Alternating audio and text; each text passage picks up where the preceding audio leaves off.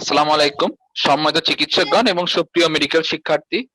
আজকে আমাদের সেশনটি কন্ডাক্ট করবে সবার প্রিয় অ্যাসিস্ট্যান্ট প্রফেসর রেজাউল ইসলাম স্যার। আর অত্যন্ত ব্যস্ত সময়ের মধ্যে আমাদের একটু সময় দিয়েছে, তাই আমরা তার প্রতি কৃতজ্ঞ।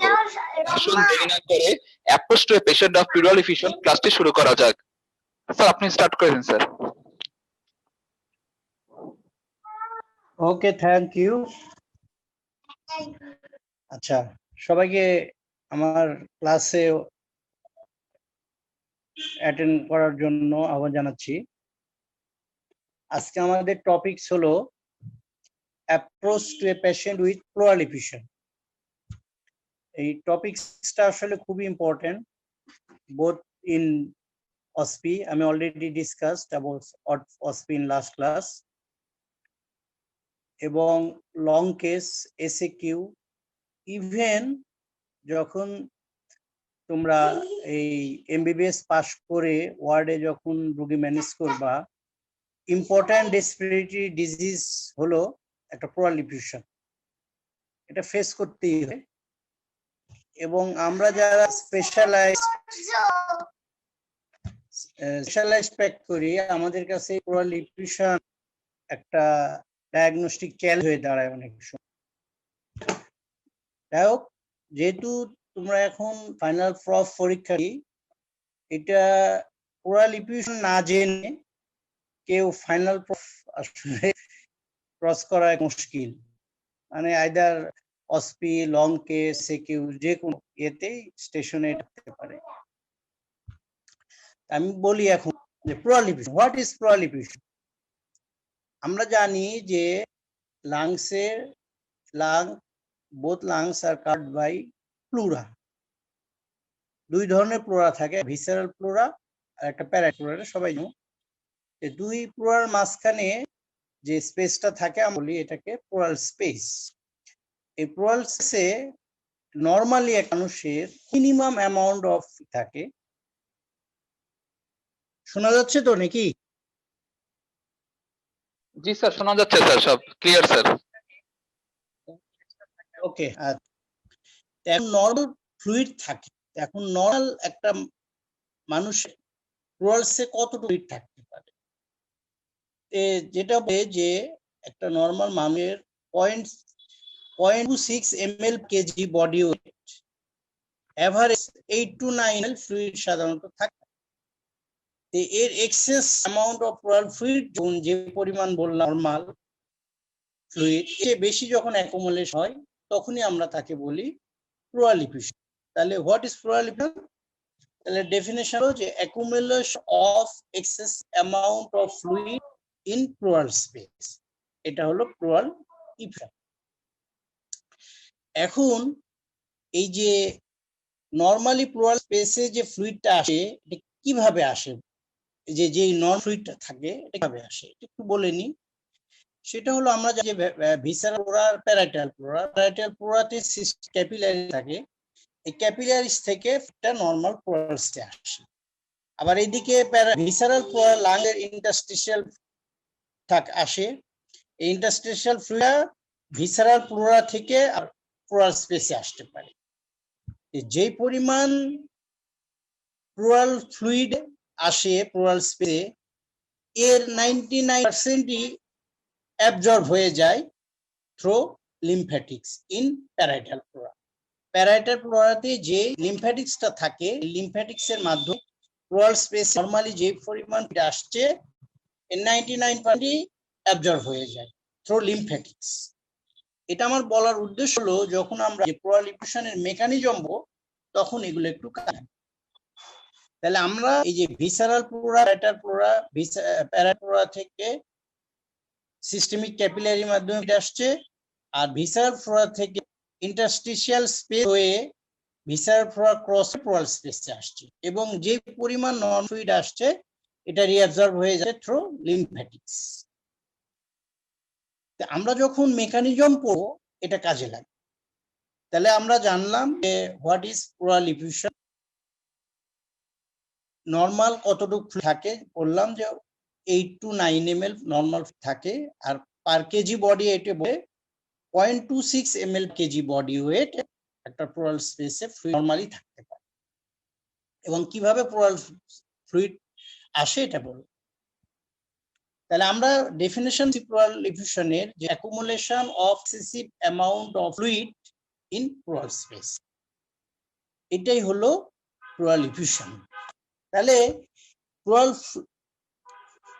স্পেসে যে পরিমাণ ফ্লুইড আসছে এটা অ্যাবজর্পশন হয়ে যাচ্ছে।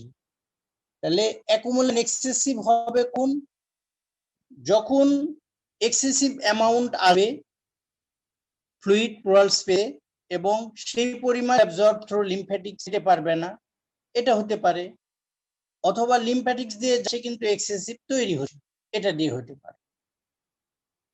এখন আমি বলবো একটু যে what are the basic mechanism of pleural effusion.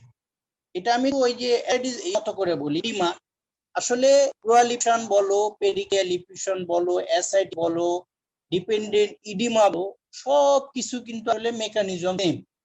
তোমরা যে প্যাথোলজি রবি পড়ছো যে ইডিমার মেকানিজম 4-5টা বেসিক্স মেকানিজম অফ ইডিমা ছিল। যেহেতু প্লুরাল ইফিউশনও এক ধরনের ইডিমা, পেরিকার্ডিয়াল ইফিউশন এক ধরনের ইডিমা, অ্যাসাইটিস এক ধরনের ইডিমা, এটা হলো স্পেস ভেদে, স্থান ভেদে নাম আলাদা। যখন আমাদের এক্সেসিভ অ্যামাউন্ট ফ্লুইড ডিপেন্ডেন্ট এরিয়াতে হচ্ছে আমরা ইডিমা, যখন অ্যাবডোমিনাল ক্যাভিটি হচ্ছে তখন অ্যাসাইটিস, যখন প্লুরাল স্পেস হচ্ছে প্লুরাল ইফিউশন, যখন পেরিকার্ডিয়াল স্পেসে হচ্ছে পেরিকার্ডিয়াল ইফিউশন। তাহলে এই সব ইডিমার কিছু কমন মেকানিজম আছে। তাহলে এখন আমি বলবো তোমাদের what are the basic mechanism of pleural effusion, that তোমরা ধরে নিতে পারো what are basic mechanism of oedema. তাহলে এই basic mechanism of oedema pleural effusion same. এখন আসো 1 নাম্বার মেকানিজম হলো যে ইনক্রিজড হাইড্রোস্ট্যাটিক প্রেসার। তোমরা জানো যে আমার যে আর্টারি আছে, ক্যাপিলারি আছে, ভেনাস সিস্টেম আছে, যখন এই আর্টারি দিয়ে ব্লাডটা যায় তখন এই হাইড্রোস্ট্যাটিক নর্মাল একটা হাইড্রোস্ট্যাটিক প্রেসার আছে, এটাতে করে কি যে এটা আউটওয়ার্ড ফোর্স, যে ক্যাপিলারি ইন্টারভাস্কুলার স্পেসে ফ্লুইডটা আছে, এই হাইড্রোস্ট্যাটিক প্রেসারটা আউটওয়ার্ড ফোর্সের মাধ্যমে মানে ব্লাড ভেসেল থেকে ফ্লুইড গুলোকে ইন্টারস্টিশিয়াল দিচ্ছে, এটাকে হাইড্রোস্ট্যাটিক প্রেসার।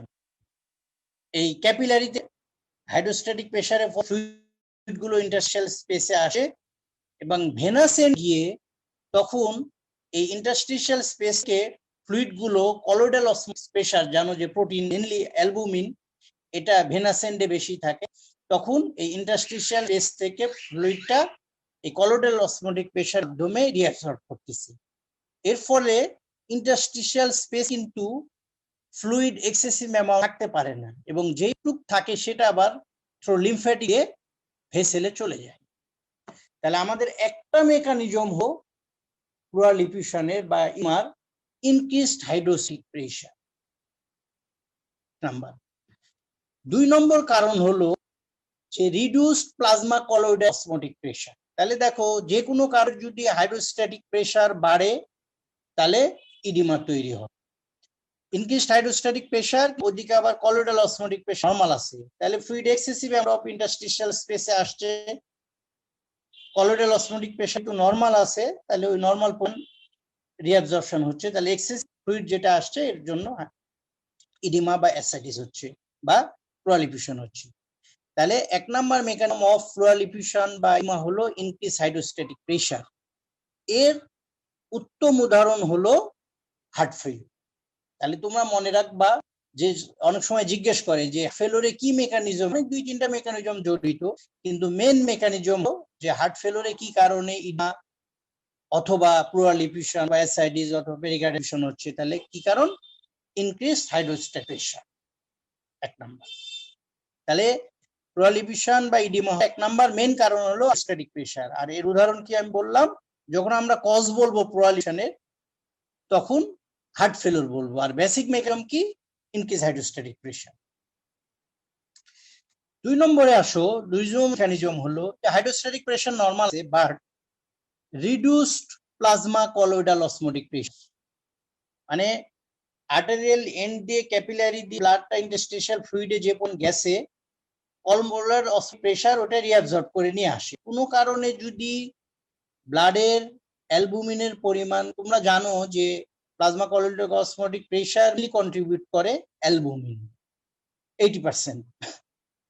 তাহলে যদি অ্যালবুমিন যায় তাহলে reduce plasma colloidal osmotic pressure হবে, এবং reduce plasma colloidal osmotic pressure হলে তাহলে যে ইন্টারস্টিশিয়াল স্পেস যে পরিমাণ ফ্লুইড যাচ্ছে ওইটা ভেনাস এন্ডে রিঅ্যাবজর্পশন হবে। এর ফলে হবে কি, ইন্টারস্টিশিয়াল স্পেসে বা প্লোরাল স্পেসে এক্সেসিভ অ্যামাউন্ট ফ্লুইড থেকে যাবে। তখন এই ইডিমা বলো বা অ্যাসাইড বলো বা প্লোরাল এফিউশন ডেভেলপ করবে। এখন আসো, এই যে reduce plasma colloidal osmotic pressure বা এর মেন কারণ হলো হাইপোঅ্যালবুমিনিয়া, মানে শরীরে অ্যালবুমিনের পরিমাণ কমে গিয়েছে। এখন তোমাদেরকে যদি জিজ্ঞেস করা হয় যে what are the mechanism of, মানে causes of reduce plasma colloidal osmotic pressure, যে প্লাজমা কলোয়েডাল অসমোটিক প্রেসারের কারণ কি কমে যাওয়ার? হাইপোঅ্যালবুমিনেমিয়া।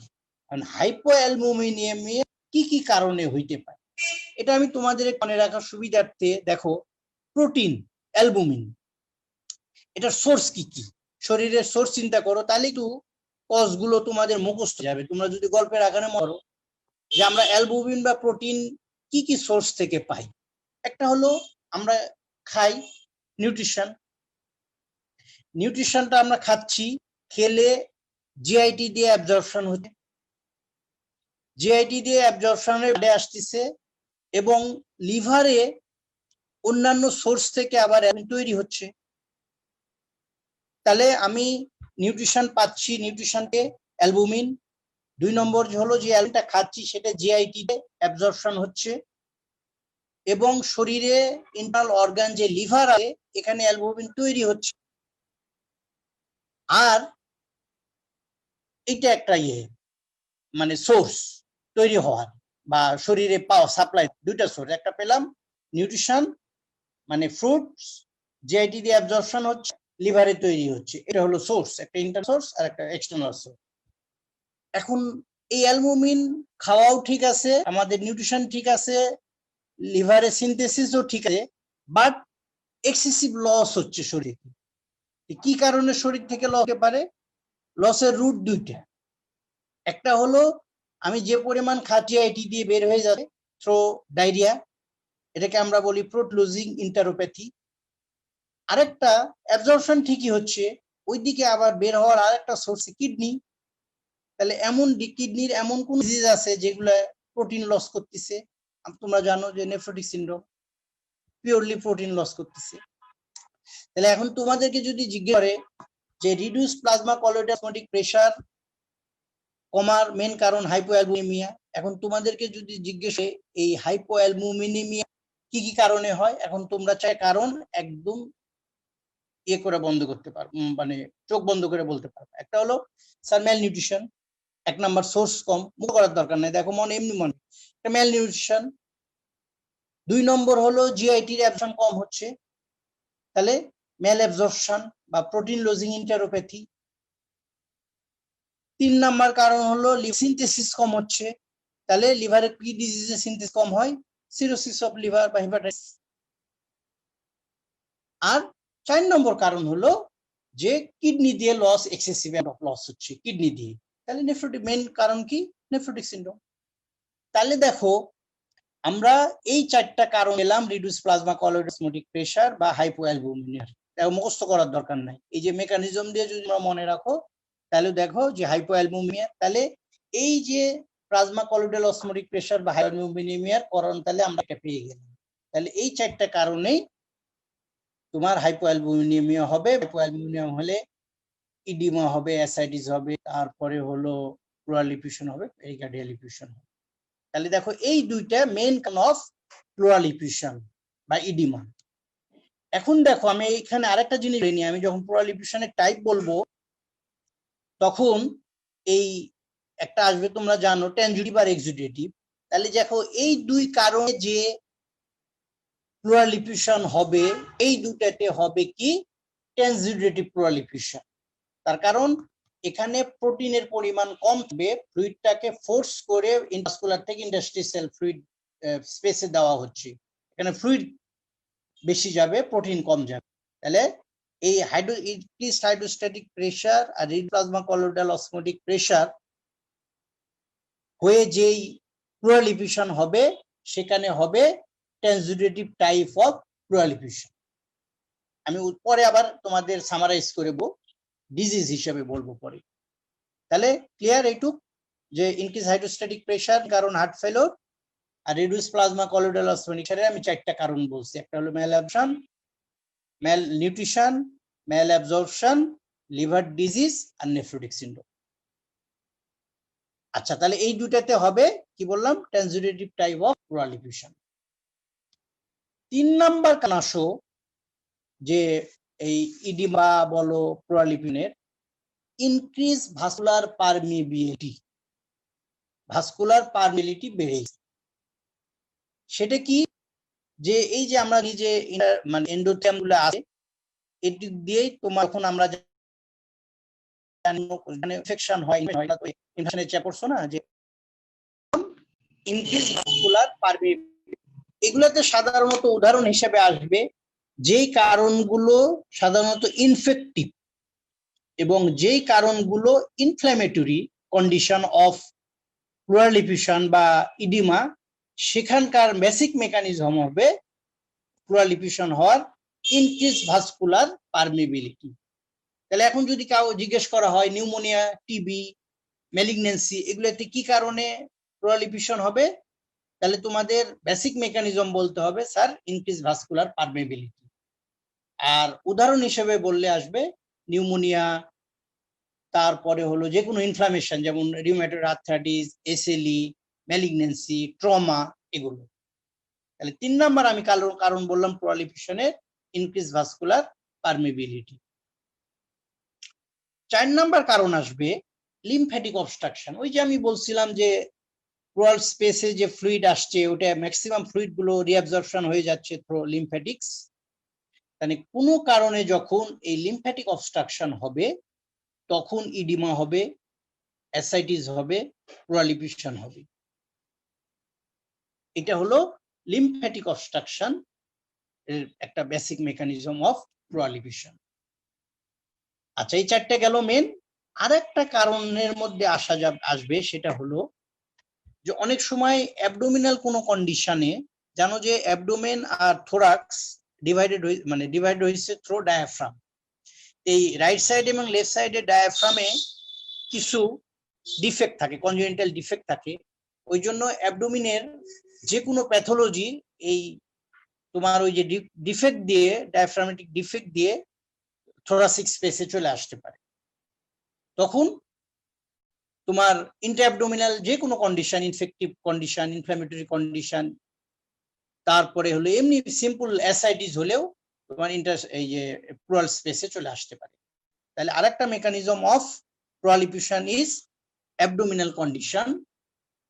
এটা কনজেনিটাল ডিফেক্ট দিয়ে চেস্টে সরে যেতে পারে। এর মধ্যে উদাহরণের মধ্যে আসবে তোমার মনে করো তোমরা জানো যে লিভার অ্যাবসেস হলে কিন্তু প্রলিফেশন হতে পারে। সাবফ্রেনিক অ্যাবসেস হলে অনেক সময় সাবফ্রেনিক অ্যাবসেস প্রলিফেশন নিয়ে প্রেজেন্ট করতে পারে বা হতে পারে। তারপর আরো জানো মানে লেফট সাইডে প্যানক্রিয়াটাইটিস হয় অনেক সময়। প্যানক্রিয়াটাইটিস হলেও তোমার অনেক সময় লেফট সাইডে ইউনিল্যাটারাল প্রলিফেশনের একটা ইম্পর্টেন্ট কারণ হলো প্যানক্রিয়াটাইটিস। তাহলে এখন দেখো তোমাদের যদি জিজ্ঞেস করে যে what are the basic mechanism of pleural effusion, তাহলে আমি সংক্ষেপে বলি। একটা হলো ইনক্রিজ হাইড্রোস্ট্যাটিক প্রেসার, 2 নম্বর হলো reduce plasma colloidal osmotic pressure, 3 নম্বর হলো ইনক্রিজ ভাস্কুলার পারমিয়াবিলিটি, 4 নম্বর হলো লিম্ফ্যাটিক অবস্ট্রাকশন, 5 নম্বর হলো abdominal condition leading to pleural space causing pleural effusion. তাহলে এইটা হলো তোমার এই প্রলিফেশনের বেসিক মেকানিজম। খালি প্রলিফেশনের বেসিক মেকানিজম না, এটা হলো ওভারঅল ইডিমার বেসিক মেকানিজম হলো এই 4টা বা 5টা। ক্লিয়ার সবার কাছে? শোনা যাচ্ছে তো জি নাকি? স্যার শোনা যাচ্ছে, জি স্যার সব ক্লিয়ার স্যার। গুড। আচ্ছা, এখন আসো টাইপস অফ প্রলিফিউশন। তাহলে আমি ওই যে তখন একটু হিন্টস দিয়ে দিছি মেকানিজম বলার সময়, যে প্রলিফিউশন কয় ধরনের। প্রলিফিউশন আমরা ক্লিনিশিয়ান যখন আমরা রুগী দেখি তখন আসলে আমরা ইউনিল্যাটারাল আর বাইল্যাটারাল এটা ক্লিনিক্যালি আমরা আগে চিন্তা করি। যেমন আমরা যেহেতু রুগী আসছে তখন তো আসলে ট্যানজুডেটিভ আর এক্সুডেটিভ এটা আসলে তো বায়োকেমিক্যাল টেস্ট করার পরে আমরা বুঝি যে এটা এক্সুডেটিভ না ট্যানজুডেটিভ। কিন্তু আমরা যেহেতু ক্লিনিশিয়ান রুগী নিয়ে ডিল করি, তখন আমরা যখন আমরা রুগী এক্সামিনেশন করি তখন কিন্তু আমরা যখন এক্সামিনেশন করি একদিকে প্রলিফিউশন পাই তখন বলি আমরা ইউনিল্যাটারাল প্রলিফিউশন, আর যখন দুই দিকে প্রলিফিউশন পাই তখন আমরা বলি বাইল্যাটারাল প্রলিফিউশন। এটা খুবই ইম্পর্টেন্ট, তার কারণ আমি এখন তোমাদের কজগুলো একদম সামারাইজ করে দিব যে ইউনিল্যাটারাল প্রলিফিউশনের কিছু কমন কারণ আছে, বাইল্যাটারাল প্রলিফিউশনের কিছু কমন কারণ আছে। এখন যখন আমি প্রলিফিউশন ইউনিল্যাটারাল পাবো তখন এক ধরনের চিন্তা করব, বাইল্যাটারাল প্রলিফিউশন পাইলে এক ধরনের চিন্তা করব। তাহলে এক ধরনের আমরা ক্লিনিক্যাল ক্লাসিফিকেশন বললাম ইউনিল্যাটারাল আর বাইল্যাটারাল। আরেকটা মেন ক্লাসিফিকেশন যেটা সেটা হলো ট্যানজুডেটিভ প্রলিফিউশন আর হলো এক্সুডেটিভ প্রলিফিউশন। এটা আমার মনে হয় তোমরা সবাই জানো, এটা ফিফথ ইয়ারে তো আসলে এটা প্যাথোলজিতে ক্লিয়ার হয়ে যাওয়ার কথা, কিন্তু দুর্ভাগ্যজনক অনেক সময় আমরা তো ওই ফাইনাল এমবিবিএস নিই না, কিন্তু ওই যে ফাইনাল প্রফের আগে যে তোমাদের ফাইনাল অ্যাসেসমেন্ট হয় ওগুলা কিন্তু আমরা নিই। তখন খুব জিজ্ঞেস করা হয় যে এক্সুডেটিভ আর ট্যানজুডেটিভ প্রলিফিউশনের কারণ মানে কিভাবে ডিফারেন্সিয়েট করে এক্সুডেটিভ আর ট্যানজুডেটিভ প্রলিফিউশন। দুর্ভাগ্যজনক ভাবে অনেকে কিন্তু খুব ভালোভাবে উত্তর দিতে পারে না। এটা আমার মনে হয় আজকে ক্লাস থেকে কিছু কিছু ক্ষুদ্র জিনিসও যদি মনে পরীক্ষার হেল্পফুল হয়, মানে একটু শুনলে আমার মনোযোগ সহকারে শুনলেই হবে আমার মনে হয়। তাহলে তোমাদের লেভেলে তোমরা মনে রাখবা যে এক্সুডেটিভ আর ট্যানজুডেটিভ ডিফারেন্সিয়েট করার উপায় হলো প্রোটিন প্রোটিন বা অ্যালবুমিন। যদি আমরা যে প্লুরাল ফ্লুইড ড্র করি, পরে বলবো আমি, প্লুরাল ফ্লুইড ড্র করে স্টাডি করে যদি প্লুরাল ফ্লুইড প্রোটিন বা অ্যালবুমিন যদি 3 গ্রামের বেশি পায়, কোনো কোনো বইয়ে 3.5 গ্রামও বলে, কোথাও কোথাও 3 গ্রামও বলে, তাহলে 3 গ্রামের যদি বেশি পাই তার মানে কি, ওই যে দেখো আমি তখন বলছিলাম মেকানিজমের মধ্যে যে ভাস্কুলার পারমিবিলিটি বেড়ে গেছে বা লিম্ফ্যাটিক অবস্ট্রাকশন হয়েছে, তাহলে দেখো ইন্টারভাস্কুলার স্পেস থেকে প্রোটিন সহ কিন্তু ফ্লুইডটা ইন্টারস্টিশিয়ামে বা প্লুরাল স্পেসে চলে আসছে। কিন্তু বোঝা সহজ কিন্তু যে এক্সুডেটিভ মানে কি, প্রোটিন বেশি, বাংলা কথা এক্সুডেটিভ মানে প্রোটিন বেশি। তাহলে প্রোটিনটা থাকে কোথায়, ইন্টারভাস্কুলার স্পেসে। ইন্টারভাস্কুলার স্পেস থেকে প্রোটিনটা কিভাবে প্লুরাল স্পেসে আসবে, যদি ইনক্রিজ ভাস্কুলার পারমিবিলিটি মানে এন্ডোথেলিয়ামের যে গ্যাপ গুলো আছে এটা বেড়ে যায়, তাহলে ইন্টারভাস্কুলার স্পেস থেকে প্রোটিন সহ ফ্লুইড প্লুরাল স্পেসে আসবে। একদম সিম্পল, মনে রাখা সহজ। তাহলে যখন প্রোটিন আমি বেশি পাবো তখন আমরা বলতেছি এটা এক্সুডেটিভ, 3 গ্রাম বা 3.5 গ্রামের বেশি। আর যখন আমরা প্রোটিন কম পাবো, দেখো ওই যে আমি বলছিলাম যে ইনকেস হাইড্রোস্ট্যাটিক প্রেসার আর reduce plasma colloidal osmotic pressure, ওখানে কিন্তু এন্ডোথেলিয়াম কিন্তু নরমাল আছে, ওখানে কিন্তু গ্যাপ নাই, কিন্তু মানে ইন্টারভাস্কুলার প্রেসারের জন্য হাইড্রোস্ট্যাটিক প্রেসার মানে কি, চাপ দিচ্ছি, খালি ফ্লুইডকে চাপ দিচ্ছি, দিয়ে প্রোটিন ফ্রি ফ্লুইডটাকে প্লুরাল স্পেসে ঠেলে দিচ্ছি। তাহলে দেখো ট্রান্সিটিভ ডিফিউশন, হাইড্রোস্ট্যাটিক বলো বা প্লাজমা কলোয়েডাল অসমোটিক প্রেসার বলো, এখানে দেখো খালি প্রোটিন ফ্রি ফ্লুইড আসতেছে, তাহলে এখানে কি হবে, প্রোটিনের পরিমাণ কম হবে। একদম সিম্পল, আমি একটু মেকানিজম দিয়ে তোমাদের মনে রাখার সুবিধার্থে বলে দিলাম। তাহলে এক্সুডেটিভ প্রলিফিউশনে প্রোটিন রিচ ফ্লুইড হবে, কেন হবে এটা আমি বলে দিলাম, ভাস্কুলার পারমিবিলিটির জন্য। আর ট্রান্সিটিভ প্রলিফিউশনে প্রোটিন লেস ফ্লুইড হবে, তার কারণ এখানে প্রেসার খালি ফ্লুইডটাকে কম্প্রেস করে বা প্রেস করে ইন্টারভাস্কুলার স্পেস থেকে প্লুরাল স্পেসে দিচ্ছে। আমার মনে হয় ক্লিয়ার। তাহলে তোমাদের এখন দুটা জিনিস ক্লিয়ার হলো যে ট্রান্সিটিভ আর এক্সুডেটিভ কি। তোমাদের লেভেলে আমার মনে হয় কেউ যদি ভালো করো, আমি একটা জিনিস বলতেছি, কেউ যদি ভালো করো ডেভিডসনে দেখবা ওখানে একটা চার্ট আছে, যারা খুব অনার্স মার্ক পেতে, আমি মনে হয় ম্যাক্সিমামই 80 to 90%ই এই প্রোটিন দিয়েই তোমাদের কাভার হয়ে যাবে, যে এক্সুডেটিভ আর টেনজুডেটিভ। কিন্তু যারা ভালো মার্ক পাবা ভাইবাতে বা ইয়াতে লং কেসে ভালো করতে চাও, তাদের জন্য ওই লাইটস ক্রাইটেরিয়াটা একটু, যেহেতু ডেভিডসনেও আছে, এটা পোস্ট গ্রাজুয়েশনে জিজ্ঞেস করা হয় অহরহ, যেহেতু লাইটস ক্রাইটেরিয়াটা তোমাদের ইয়েতে দেওয়া আছে, কি বলে ডেভিডসনে আছে, যারা ভালো করতে চাও তাদের একটু বলি। এটা সহজ। এটা হলো যে বললাম যে প্রোটিন না, ইন্টারভাস্কুলার স্পেসে প্রোটিনও থাকে, এলডিএইচও থাকে। তাহলে এই প্রোটিন আর ওই এলডিএইচ দুটাই তোমার ওই যেগুলোতে ভাস্কুলার পারমেবিলিটি হয়ে হয়, মানে সেগুলোতে প্রোটিনের সাথে এলডিএইচও প্লুরাল স্পেসে আসবে। তাহলে লাইটস ক্রাইটেরিয়াটা হলো কিছুই না, প্রোটিন বেশির এটা একটা ক্রাইটেরিয়া। সেটা হলো যদি প্লুরাল ফ্লুইড প্রোটিন আর যদি সিরাম প্রোটিনের রেশিও 0.5 এর বেশি হয়, এটা হলো প্রোটিন ডি। আর এলডিএইচ যে দুইটা, এলডিএইচটা হলো যদি প্লুরাল ফ্লুইড এলডিএইচ আর সিরাম এলডিএইচ এর রেশিও যদি 0.6 এর বেশি হয়। কারো কাছে কঠিন মনে হলে মনে রাখার দরকার নাই, খালি প্রোটিন দিয়ে মনে রাখলেই হবে। আর যারা ভালো করতে চাও তাদের জন্য বলতেছি। থার্ড পয়েন্ট হলো যদি প্লুরাল ফ্লুইডের এলডিএইচ লেভেল যদি সিরাম এলডিএইচ এর লেভেলের 2/3 এর বেশি হয়, মানে আপার লিমিট অফ নর্মালের 2/3 এর যদি বেশি হয় এলডিএইচ, প্লুরাল ফ্লুইড এলডিএইচ, এটা এই তিনটা ক্রাইটেরিয়ার মধ্যে যে কোনো একটা যদি ফুলফিল করে তাকে আমরা বলতেছি এক্সুডেটিভ প্লুরাল এফিউশন। তাহলে দেখো বেসিক্যালি আসলে আমরা যেহেতু প্রোটিন দিয়ে করতেছি, প্রোটিন বেশি থাকা ওই একটা ক্রাইটেরিয়া হলেই আসলে এক্সুডেটিভ বলা যায়। তাহলে আমি লাইটস ক্রাইটেরিয়া আর বলতে চাচ্ছি না, কারো ইন্টারেস্ট থাকলে বা ইয়ে করতে চাইলে তোমরা ডেভিডসনটা দেখে নিও। এই তাহলে আমি বলে ফেললাম এটা হলো এক্সুডেটিভ আর টেনজুডেটিভ। আমি প্রথম বললাম হলো মেকানিজম, 2 নম্বর বললাম হলো টাইপ অফ প্লুরাল এফিউশন, একটা হলো এক্সুডেটিভ টেনজুডেটিভ, আর ক্লিনিশিয়ান ইউনিল্যাটারাল আর বাইল্যাটারাল। এই এখন আসো ইটিওলজি। কারণ এতক্ষণ যা আমি বললাম এগুলো অনেকটা তোমাদের বুঝার জন্য, যাতে মুখস্থ করতে না হয়, মেকানিজম দিয়ে বুঝতে পারো, এই জন্য আমি এই কথাগুলো বললাম এতক্ষণ।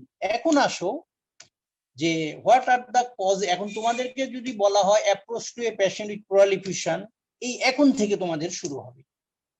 এখন যদি ওই যে এফসিপিএসএ বা এমডি 25 মার্কের যে লং প্রশ্ন থাকে, অনেক সময় অ্যাপ্রোচ জিজ্ঞেস করে, এরকম একটা প্রশ্ন মনে করে আসলো যে how will you approach a patient with pleural effusion. এটা নিয়ে কন্ট্রোভার্সি আছে। কেউ কেউ কোনো স্যাররা বলে যে কজ গুলো লিখতে হবে প্রথম, কোনো স্যার বলে যে কজ লেখার দরকার নাই, তোমরা হিস্ট্রি থেকে শুরু করবা, ওই হিস্ট্রি যখন ইলাবোরেট করবা, এক্সামিনেশন ইলাবোরেট করবা, ওর মধ্যে পয়েন্টস দিয়ে আমরা বুঝতে পারবো তুমি কি কি কজ বলতে চাচ্ছ। কিন্তু আমার ব্যক্তিগত মতামত হলো যে কজ গুলো উপরে লিখে নেওয়াই ভালো।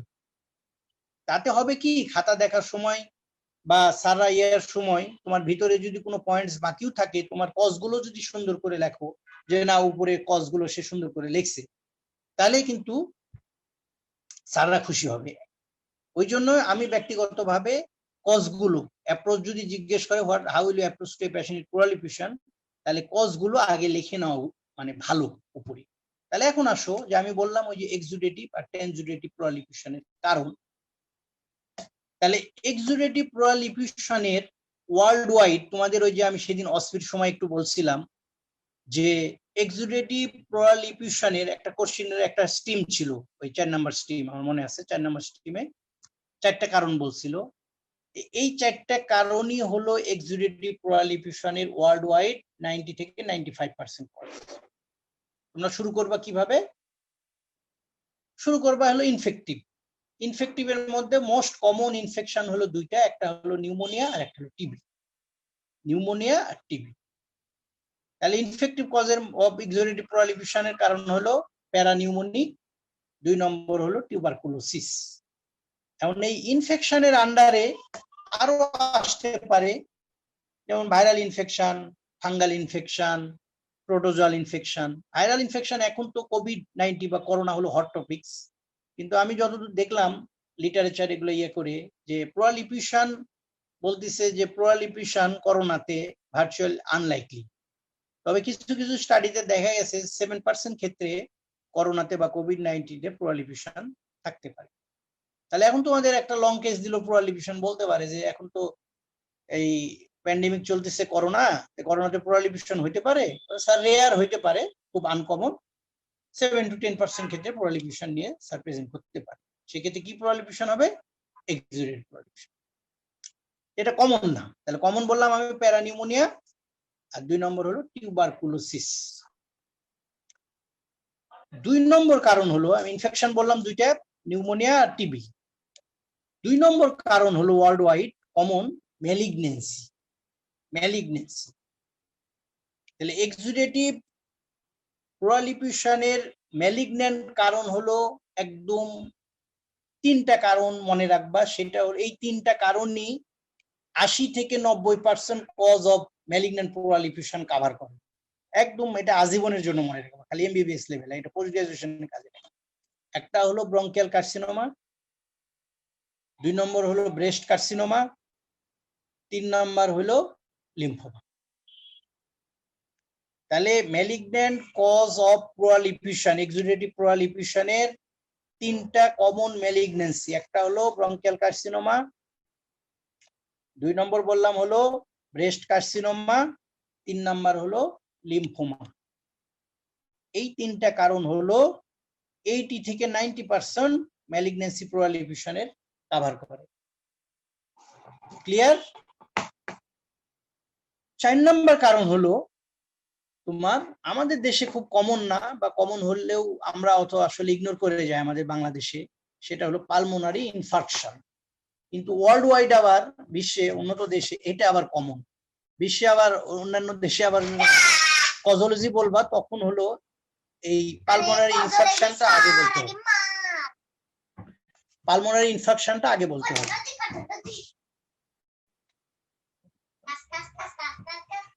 Pulmonary infection. তারপরে আসো কিছু ইমিউনোলজিক্যাল কারণ, কিছু ইমিউনোলজিক্যাল কারণ। তাহলে এই 4টা কারণ হলো তোমরা একদম কমনলি বলবা। একটা হলো প্যারানিউমোনিয়া, 2 নম্বর হলো টিউবারকুলোসিস, 3 নম্বর হলো ম্যালিগন্যান্সি আন্ডারে 3টা বললাম, 4 নম্বর হলো পালমোনারি ইনফেকশন। পালমোনারি ইনফেকশন আমি বলেছি তোমরা বলো। আমি কি তোমাদের শুধু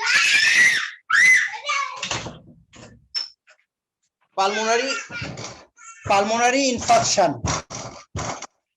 এই পালমোনারি ইনফেকশন। তারপরে আসো যে ইমিউনোলজিক্যাল কজ।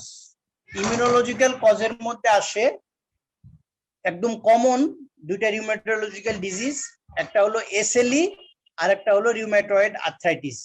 এটা মনে রাখবা, এসএলই আর রিউমেটয়েড আর্থ্রাইটিস, এসএলই আর রিউমেটয়েড আর্থ্রাইটিস। আর 5 নম্বর কারণ হলো কিছু অ্যাবডোমিনাল কন্ডিশন, ওই যে বলছিলাম যেগুলো প্রলিফিউশন করে এক্সুডেটিভ, এর মধ্যে 3টা কারণ মনে রাখবা। একটা হলো প্যানক্রিয়াটাইটিস, যেটা প্রিডমিনেন্টলি লেফট সাইডে এক্সুডেটিভ প্রলিফিউশন করে, 2 নম্বর হলো সাবফ্রেনিক অ্যাবসেস, 3 নম্বর হলো লিভার অ্যাবসেস। এগুলো হলো আনকমন। তোমরা তোমাদের এমবিবিএস লেভেলে প্রথম যে 4টা কারণ বললাম, এই 4টা কারণ একদম ঠোঁটের আগায় রাখতে হবে, আর পরের কারণগুলো এগুলো আনকমন কারণ। তাছাড়াও হইতে পারে ট্রমার কারণে হইতে পারে। ট্রমা যেহেতু মেডিসিনের পরীক্ষা, ট্রমা যদি সার্জারিতে, আবার এটা ইম্পর্টেন্ট, সার্জারিতে ট্রমাটা আগে দিয়ে ট্রমা দিয়ে আগে শুরু করতে হবে। রোড ট্রাফিক অ্যাক্সিডেন্ট বলো, এগুলো বলো, এগুলো দিয়ে আগে শুরু করতে হবে তোমার সার্জারি যখন পরীক্ষা দিবা। তাহলে এক্সুডেটিভ প্রলিফিউশন আমার মনে হয় কজোলজি এইটা হলো এক্সুডেটিভ প্রলিফিউশনের কারণ। তোমাদের লেভেলে 4টা, আমি বারবার বলতেছি 4টা: pneumonia, TB, malignancy, pulmonary infection. যারা আরো বেশি ভালো করবা তাদের জন্য immunological SLE, rheumatoid arthritis, abdominal কন্ডিশনের মধ্যে pancreatitis, subphrenic abscess, liver abscess. আর মেডিসিনের পরীক্ষা হলে শেষ দিকে এসে তোমার trauma, road traffic accident, fall from height, এই জিনিসগুলো। আমার মনে হয় এক্সুডেটিভ প্রলিফিউশন এইটুকু। এখন আসো ট্যানজুডেটিভ প্রলিফিউশন। ট্যানজুডেটিভ প্রলিফিউশন, ট্যানজুডেটিভ প্রলিফিউশন আমি বলছিলাম ওই যে ইনক্রিজ হাইড্রোস্ট্যাটিক প্রেসার হয়ে যেটা হচ্ছে, তাহলে heart cause, heart failure. 1 number transudative প্রলিফিউশনের কারণ হলো হার্ট ফেলুর। 2 নম্বর কারণ হলো ওই যে reduce plasma colloidal osmotic pressure হয়ে যেটা হচ্ছে, এর আন্ডারে আমি বলছিলাম যে সিরোসিস অফ লিভার, কিডনির কারণ হলো নেফ্রোটিক সিন্ড্রোম, ইউরেমিয়া বা রেনাল ফেলোর, ম্যাল অ্যাবজর্পশন আর ম্যাল নিউট্রিশন। এই দুটো হলো মোস্ট কমন। 3 নাম্বার কারণ হলো হাইপোথাইরয়েডিজম। Hypothyroidism, hypothyroidism. তাহলে তোমরা এই ট্যানজুডেটিভ প্রলিফিউশনের 2টা কারণ ভালোভাবে মনে রাখবে। একটা হলো হার্ট কজ, যেটা ইনক্রিজ হাইড্রোস্ট্যাটিক প্রেসার হয়ে হচ্ছে, আর 2 নম্বর হলো হাইপোঅ্যালবুমিনেমিয়া হয়ে যেটা reduce plasma colloidal osmotic pressure হয়ে হচ্ছে। এর মধ্যে হলো cirrhosis of liver, nephrotic syndrome, আর হলো ম্যাল অ্যাবজর্পশন আর ম্যাল নিউট্রিশন। তাহলে এইটা হলো ট্যানজুডেটিভ টাইপ অফ প্রলিফিউশনের মোস্ট কমন কজ। আমার মনে হয় কজোলজি তোমাদের এই মেকানিজম, কজোলজি এই বললাম। এখন আসো, এখন হলো মেন অ্যাপ্রোচ। এখন হলো main approach to a patient pleural effusion. তো এখন একটা যদি অ্যাপ্রোচ মানে হলো, এখন তোমাকে শুরু করতে হবে হিস্ট্রি, ফিজিক্যাল এক্সামিনেশন আর ইনভেস্টিগেশন। এখন একটা প্রলিফিউশনের কেস যদি পড়ে তোমাদের, মনে করো যে লং কেস পড়ছে,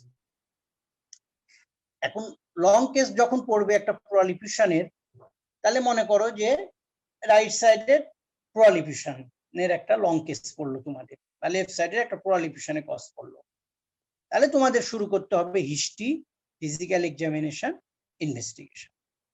এখন প্রলিফিউশনের হিস্ট্রির ক্ষেত্রে যেটা ইম্পর্টেন্ট, হিস্ট্রি 2টা ভাবে তোমাকে হাইলাইট করতে হবে। প্রথম হাইলাইট করতে হবে হিস্ট্রিটা, যে এটা যে প্রলিফিউশন, এটার কিছু সিমটম দিয়ে বোঝাতে হবে যে প্রলিফিউশন। মনে করো রাইট সাইডে প্রলিফিউশন, আসলে চেস্টের আমি সেদিনও তোমাদের বলছি যে মানে চেস্টের যে কোনো ডিজিজের সিমটম হলো 6টা। একটা হলো cough, sputum, haemoptysis, chest pain, shortness of breath, আর একটা হলো হুইজিং। এখন এই 6টার কম্বিনেশনে যে কোনোটা থাকতে পারে। প্রলিফিউশনে হয়তো চেস্ট পেন থাকতে পারে, খুব বেশি ম্যাসিভ প্রলিফিউশন হলে শর্টনেস অফ ব্রেথ থাকতে পারে, কিন্তু এটা হলো প্রলিফিউশনের সিমটম।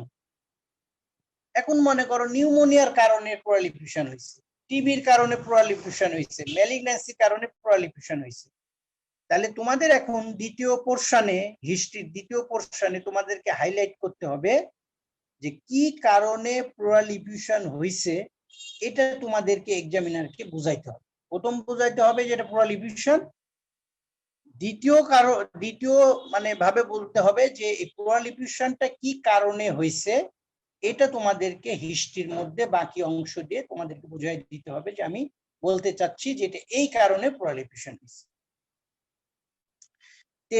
প্রলিফিউশনের সিমটম গুলো সাধারণত যে কারণে প্রলিফিউশন হয়েছে ওই কারণগুলোই ডমিনেট করে। উদাহরণ হিসেবে বলতে গেলে মনে করো নিউমোনিয়ার একটা রোগী, তোমরা জানো যে যখন তুমি বোঝাতে চাবা যে এটা প্যারানিউমোনিক ইনফেকশন, তাহলে আমরা জানি নিউমোনিয়া হলে কি হবে, হাই গ্রেড ফিভার থাকবে with chills and rigor, pleurisy হবে প্রলিফিউশন হওয়ার আগে, তাহলে কি হবে, যেই সাইডের ইফিউশন ওই দিকে ইউনিল্যাটারাল চেস্ট পেন হবে। তারপরে নিউমোনিয়া কফ হবে, প্রোডাক্টিভ স্পুটাম থাকতে পারে, হিমোপ্টাইসিস থাকতে পারে। তাহলে এখানে তোমাদেরকে যদি প্যারানিউমোনিক ইনফেকশন বলতে চাও, তাহলে যে পেশেন্টের নিউমোনিয়া যে সিমটম গুলো এগুলো হাইলাইট করে তোমাকে বলতে হবে যে এটা স্যার আমি বলতে চাচ্ছি এটা রাইট সাইডে প্লুরাল এফিউশন ডিউ টু নিউমোনিয়া। তাহলে দেখো প্যারানিউমোনিক এফিউশন যদি হয় তাহলে নিউমোনিয়ার যে সিমটম গুলো এগুলা পেশেন্ট এসে বলবে। 2 নম্বর হলো যে মনে করো টিউবারকুলোসিস, তুমি মনে হচ্ছে যে এটা প্লুরাল এফিউশনটা ডেভেলপ করছে টিবির জন্য। এখন আমরা জানি যে কমন টিবির যে সিমটম গুলো এগুলা তাহলে তোমাকে হাইলাইট করতে হবে।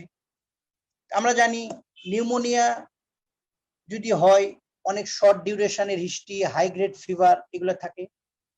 আর টিবি যদি হয় জানো টিবিতে সাধারণত অনেক দিনের জ্বর, 1-1.5 মাসের জ্বর বলে। জ্বরটা কি লো গ্রেড ফিভার হয় উইথ ইভিনিং রাইজিং থাকে। আর তার সাথে তোমার কনস্টিটিউশনাল সিমটম যেমন অ্যানোরেক্সিয়া, নসিয়া, ওয়েট লস এই জিনিসগুলো থাকবে। তাহলে যদি প্লুরাল এফিউশন তুমি বলতে চাও যে ডিউ টু টিবি, তাহলে তুমি প্লুরাল এফিউশনটা সিমটম বলার পরে তোমাকে এই যে টিবির কারণে নিউমোনিয়া হয়েছে এই সিমটম গুলো পেশেন্ট, আমাদের দেশে ম্যাক্সিমাম রোগীর তো আসলে ইলিটারেট, লং কেস ভালো করতে হলে তোমাকে ওই যে যখন বলবা মনে হচ্ছে যে টিবি, তখন টিবি এগুলো তোমাকে ওই রুগীর কাছ থেকে আদায় করে নিতে হবে যে এই সিমটম গুলো আছে কিনা, রুগীরা তো আসলে বলতে চায়। তাহলে এই টিবির পয়েন্টস গুলো তোমাকে হাইলাইট করতে হবে। 3 নাম্বার আসো, যদি আসে পেশেন্টের টিউবারকুলোসিস হয়েছে ডিউ টু ম্যালিগনেন্সি। এখন যদি ব্রঙ্কিয়াল কার্সিনোমার কারণে হয় তাহলে ব্রঙ্কিয়াল কার্সিনোমার যে অন্য ফিচার গুলো, অন্য সিমটম গুলো এগুলো হাইলাইট করতে হবে। যেমন কফ, স্পুটাম, হেমোপ্টাইসিস, চেস্ট পেন এগুলো ঠিকই আছে, তার সাথে হয়তো আসতে পারে যে হর্সনেস অফ ভয়েস। তারপরে মনে করো সুপারভেনিক্যাল অবস্ট্রাকশন, তারপরে ডিস্টাল মেটাস্ট্যাসিস হয়েছে যে লিম্ফ নোড অথবা লিভার মেটাস্ট্যাসিস, বোন মেটাস্ট্যাসিস, ব্রেন মেটাস্ট্যাসিস, ওগুলার ফিচার নিয়ে আসতে পারে, তাহলে তারপরে মনে করে এটা ব্রঙ্কিয়াল কার্সিনোমা গেল। তারপরে যদি লিম্ফোমা হয় তাহলে লিম্ফোমা যে ওই যে টিবির মতো ফিভার, ড্রেন্সিং নাইট সোয়েটস, এই যে cervical swelling, lymph node enlargement এগুলো থাকতে পারে, ওয়েট লস থাকতে পারে। আর তারপরে যদি ব্রেস্ট কার্সিনোমা বলে তাহলে ব্রেস্টের এগুলো ম্যাক্সিমাম রোগী আমাদের কাছে আগে আসে যদি মাস্টেক্টমি করা বা এগুলো থাকে, হয়তো কেমোথেরাপি কমপ্লিট করছে, এগুলো একদম অবভিয়াস হিস্ট্রি থাকে। তাহলে আমাকে এই জিনিসগুলো যখন লং কেস করবে যেই কারণ তোমাকে এইভাবে হাইলাইট করতে হবে। অনেক সময় এই যে আমি আরেকটা কারণ বলছি এসএলই, রিউমাটয়েড আর্থ্রাইটিস, তাহলে এসএলই হলে এসএলইর যে ফিচার গুলো রিউমাটয়েড আর্থ্রাইটিস গুলো, জয়েন্ট পেন, এই জিনিসগুলো তোমাকে হাইলাইট করতে হবে। অনেক সময় বললাম যে লিভার অ্যাবসেস হলেও প্লুরাল এফিউশন হতে পারে, তাহলে লিভার অ্যাবসেস অনেক সময় হাই গ্রেড ফিভার থাকে, টাইট হাইপোকন্ড্রিয়াক পেন থাকে, চিলস এন্ড রাইগোর থাকে, তার সাথে প্লুরাল এফিউশন থাকতে পারে। তাহলে এগুলো হলো ইউনিল্যাটারাল এক্সুডেটিভ। যখন তুমি এই এখন যদি প্লুরাল এফিউশন আসে তাহলে দেখো ইউনিল্যাটারাল প্লুরাল এফিউশন এক্সামিনেশন করে পেয়ে গেছো তুমি, তাহলে হিস্ট্রি বলার সময় তোমাকে এই জিনিসগুলো, এখন মনে করো প্যারানিউমোনিক হয়েছে, তোমার কাছে মনে হচ্ছে এটা প্যারানিউমোনিক এফিউশন, তাহলে এটা ম্যালিগন্যান্সি না, টিবি না, ওটার কিছু নেগেটিভ পয়েন্টস বলে ওগুলো এক্সক্লুড করতে হবে, টিবির নিউমোনিয়ার পক্ষে হাইলাইট করতে হবে। আর যখন মনে করো তুমি এটা ম্যালিগন্যান্সি বলতে চাচ্ছ তাহলে ম্যালিগন্যান্সি পয়েন্ট গুলো পজিটিভ হিসেবে নিয়ে অন্য নিউমোনিয়া, টিবির জিনিসগুলো তোমাকে নেগেটিভ পয়েন্টস হিসেবে বলতে হবে। তাহলে এইভাবে তোমাকে হিস্ট্রি অফ প্রেজেন্ট ইলনেস এর মধ্যে তোমাকে সাজাতে হবে প্লুরাল এফিউশনের যখন লং কেস বলবা। এটা গেল এক্সুডেটিভ প্লুরাল এফিউশনের। তাহলে আমার কাছে যদি একটা রোগী প্লুরাল এফিউশন মনে হয় তাহলে দেখো এই কজটা আগে কিন্তু আমার মাথার মধ্যে থাকতে হবে। আর ওই রিটেনে লেখার সময় তোমাদের তো এখন এসএ কিউ, আমরা এফসিপিএস এমডি ফাইনাল পার্টে তো 25 মার্কের প্রশ্ন আসছে, তাহলে আমরা ওই যে যখন কজগুলো লিখে নিয়ে যখন হিস্ট্রি লিখবো, হিস্ট্রিতে এই প্রত্যেকটা পয়েন্টস ধরে ধরে আমরা লিখবো, লিখে টান দিয়ে লিখবো এদিকে pneumonia, high grade fever, chills and rigor, cough, chest pain suggestive of pneumonia, low grade fever, longer duration with anorexia, nausea, weight loss suggestive of TB. তারপরে তোমার ম্যালিগন্যান্সি, এই পয়েন্টস গুলো দিয়ে ওদিকে লিখতে হবে ম্যালিগনেসি। তাহলে স্যাররা বুঝবে যে তুমি এখানে ওই প্রত্যেকটা পয়েন্টস কজ ধরে ধরে তুমি কজোলজি গুলো এক্সপ্লেন করতেছো। এটা রিটেনে এইভাবে লেখার নিয়ম। আর লং কেস পড়লে তোমাকে হিস্ট্রি অফ প্রেজেন্ট ইলনেসের মধ্যে এইভাবে উল্লেখ করতে হবে। এখন আসো ট্যানজুরেটিভ প্রলিফেশন। ট্যানজুরেটিভ প্রলিফেশন ওই যে বললাম হার্ট ফেলোর। তাহলে হার্ট ফেলোরের প্রলিফেশনের যে অন্য ফিচার গুলো আছে, হার্ট ফেলোর যদি থাকে, আমরা জানি লেফট ভেন্ট্রিকুলার ফেলোরের ট্রায়াড আছে একটা, কি একটা হলো অর্থোপনিয়া। তাহলে এই পেশেন্ট গুলো এসে বলবে অর্থোপনিয়া, প্যারক্সিসমাল নকটার্নাল ডিসনিয়া, বলবে স্যার রাতে শুলে আমার শ্বাসকষ্ট বেশি হয়। তাহলে যদি বাইল্যাটারাল প্রলিফেশন হয় বা হার্ট ফেলোর প্রলিফেশনের কারণে যদি হার্ট ফেলোর চিন্তা করো, তাহলে হার্ট ফেলোরের যে আদার্স কার্ডিনাল সিমটম গুলো ওগুলো হাইলাইট করতে হবে। এর মধ্যে তোমার ওই যে বললাম প্যারক্সিসমাল নকটার্নাল ডিসনিয়া, অর্থোপনিয়া, এই জিনিসগুলো বলতে হবে, চেস্ট পেন, এই জিনিসগুলো। তারপরে আসো লিভার কারণ, লিভার কজ সিরোসিস। সিরোসিস তো তোমাদের ডিটেলস পড়াবে লং কেস হিসাবে। তাহলে সিরোসিসের আদার ফিচার গুলো আছে কিনা, জন্ডিস, হেমাটেমেসিস, ম্যালেনা, এই জিনিসগুলো আছে কিনা ওগুলো বলতে হবে। তারপরে যদি নেফ্রোটিক সিনড্রোম আসে, কারণ যদি চিন্তা করো, তাহলে নেফ্রোটিক সিনড্রোমের যে আদার ফিচার গুলো আছে ওই জিনিসগুলো তোমাকে হাইলাইট করতে হবে। তারপরে ম্যাল নিউট্রিশন, ম্যাল অ্যাবজর্পশন, ডায়রিয়ার হিস্ট্রি এখানে তোমাকে ডিটেলস উল্লেখ করতে হবে। মানে এই ম্যাল অ্যাবজর্পশন বোঝাতে চাইলে ডায়রিয়া আছে কিনা, ক্রনিক ডায়রিয়ার। তাহলে ম্যাল অ্যাবজর্পশন যদি চিন্তা করো, তাহলে ক্রনিক ডায়রিয়া আছে কিনা এই জিনিসগুলো তোমাকে হাইলাইট করতে হবে। তারপরে হলো আরেকটা কারণ বলছি আমি ট্যানজুরেটিভ প্রলিফেশন, হাইপোথাইরয়েড। তাহলে হাইপোথাইরয়েডের ফিচার তো তোমাদের তো জানো, যে প্রলিফেশনের সাথে হাইপোথাইরয়েডের অন্য যেমন কোল ইনটলারেন্স, ওয়েট গেইন, লেথার্জি, এই জিনিসগুলো, ডিপ্রেশন, এই জিনিসগুলো আছে কিনা তাহলে তোমাদেরকে হাইলাইট, তার সাথে যদি থাইরয়েড এক্সামিনেশন করে পাও হয়ে গেল। তাহলে একটা প্রলিফেশনের অ্যাপ্রোচ তোমার এই যে হিস্ট্রিটা তুমি কিভাবে ইলাবোরেট করবা, তাহলে আগে আমার মাথায় থাকতে হবে কারণ থাকলে প্রত্যেকটা কারণের 2-3টা করে পয়েন্টস উল্লেখ করে তোমাকে বোঝাইতে হবে আমি এই কারণ। এখন যখন তারপরে আসো হিস্ট্রি, আমার মনে হয় একটু এখন এক্সামিনেশন আমি ডিটেলস বলবো না, তার কারণ ওই দিন বলছি যে প্রলিফেশনে তোমার, আমি অস্পিতে বলছি প্রলিফেশনে এক্সামিনেশন ফাইন্ডিংস কি পাবা। তাহলে আমি চেস্ট এক্সামিনেশন আমি পেয়ে গেছি। এখন জেনারেল এক্সামিনেশনে কিছু পয়েন্টস এখানে উল্লেখ করতে হবে। এখন যদি নিউমোনিয়ার কারণে হয়, তাহলে ওই জেনারেল এক্সামিনেশনে নিউমোনিয়ার পক্ষে কিছু জিনিস আসবে, যেমন হাই গ্রেড ফিভার তুমি পাবা, তাহলে টেম্পারেচারটা রেস্ট হবে। অনেক সময় এই যে হারপেস ল্যাবিয়ালিস থাকে নিউমোনিয়াতে, এটা থাকতে পারে, ইনক্রিজ টেম্পারেচার থাকতে পারে এটা। টিবি যদি হয় তাহলে ওয়েট লস থাকতে পারে এই। তারপরে ম্যালিগন্যান্সি হলে তোমার অন্য জায়গার লিম্ফ নোড গুলো আছে কিনা, লিভারটা ইনলার্জ কিনা, অন্য জায়গার মেটাস্টাসিস আছে কিনা, এই জিনিসগুলো তোমাকে তাহলে এক্সামিনেশনের মধ্যে আনতে হবে।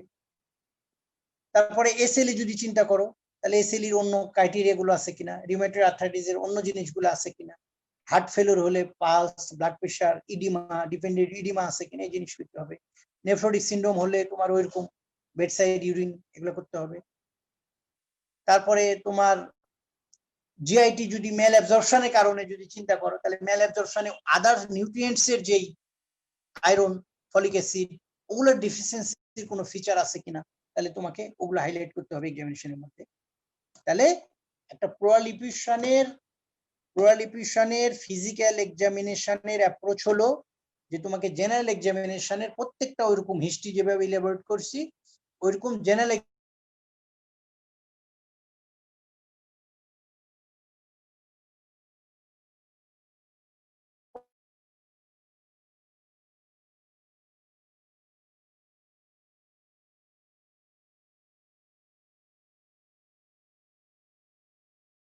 প্রত্যেকটা পয়েন্টস ধরে ধরে তোমাকে হিস্ট্রি, ফিজিক্যাল এক্সামিনেশন আমি শেষ করি।